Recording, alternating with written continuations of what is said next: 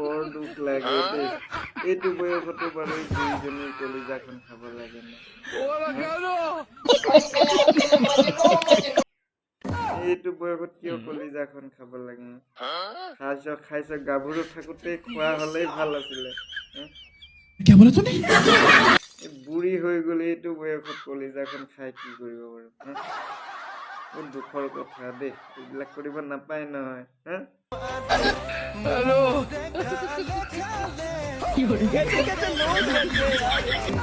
কলিজাখন খাইছে গাভৰু কালতে খাব লাগে বুঢ়ী দিনত বাৰু কলিজাখন খাই কি কৰিব কলিজা শুকাই গৈছে সেইখন কলিজাও এৰা নাই